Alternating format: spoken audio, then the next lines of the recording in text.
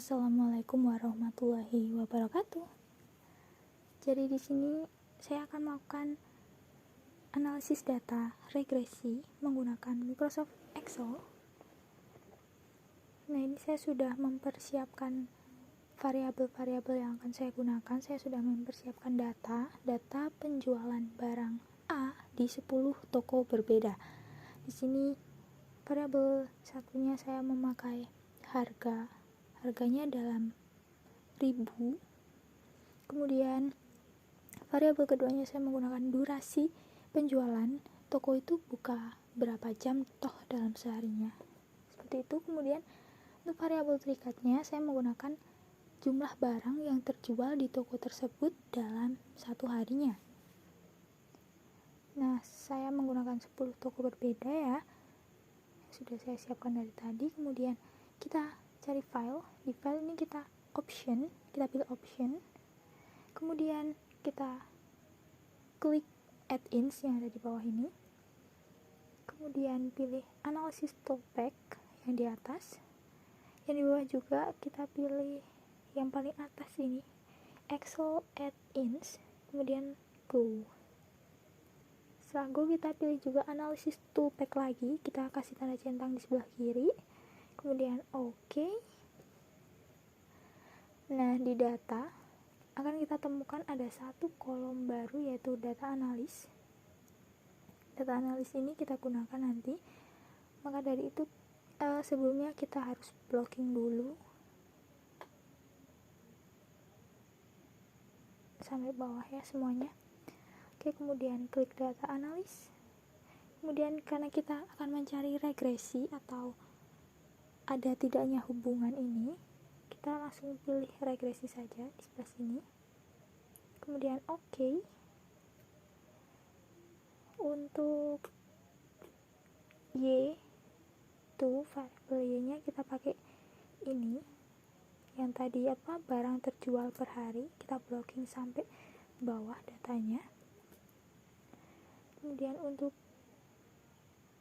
variabel X nya kan kita menggunakan dua variabel, jadi kita blocking juga yang V1 sama V2 nya dari atas semuanya sampai ke bawah mentok.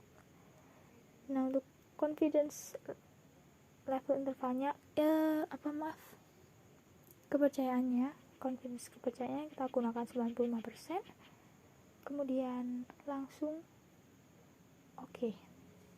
Nah, di sini muncullah sheet baru, data analis itu muncul semuanya. Sebentar saya besarkan supaya kelihatan.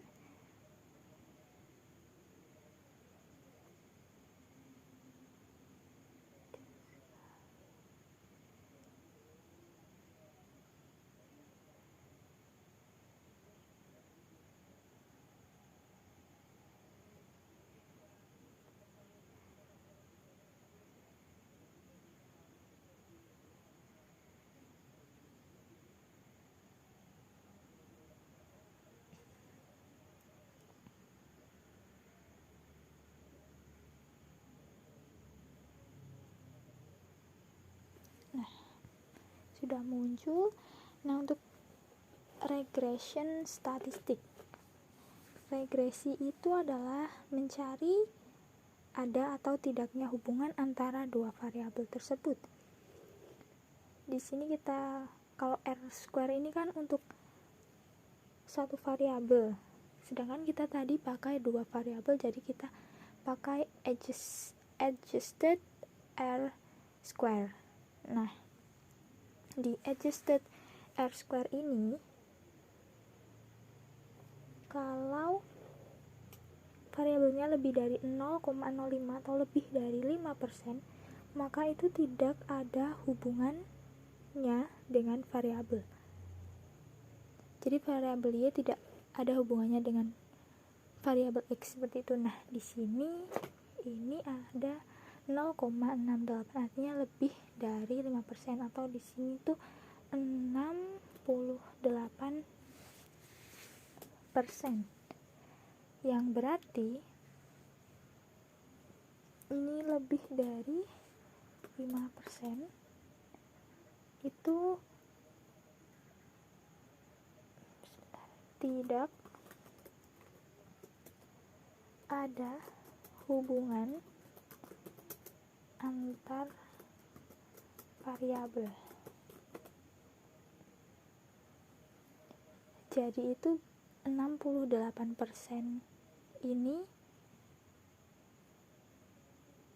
pengaruh penjualannya 68% itu bukan dari jam buka toko atau dari harganya, melainkan ada faktor lain yang mempengaruhi kenapa sih di toko ini laku segini, di toko itu laku segitu per harinya, kurang lebih seperti itu. Kemudian untuk ANOVA sendiri, ANOVA itu adalah mencari ada atau tidaknya perbedaan antar dua variabel. Nah, variabel tadi tuh ada nggak sih perbedaannya seperti itu. Dan di sini kita langsung ke signifikansi, dimana kalau apabila signifikansinya lebih dari 5%, berarti itu tidak ada perbedaan antara dua pengaruh dari dua variabel. Namun apabila kurang, berarti terjadi perbedaan antar dua variabel tersebut. Nah, berhubung di sini adalah 0,007, itu berarti kurang dari 5%. Kurang dari 5% itu artinya, kurang dari 5%. Itu artinya berarti ada perbedaan antara dua pengaruh dua variabel. Nah, kemudian untuk di bawah sini kita ada X variabel 1, X variabel 2. Kita langsung menuju ke P value-nya. P value-nya ini apabila seperti sini aja, hasilnya itu kurang dari 5%, itu maka berarti ada pengaruh yang signifikan.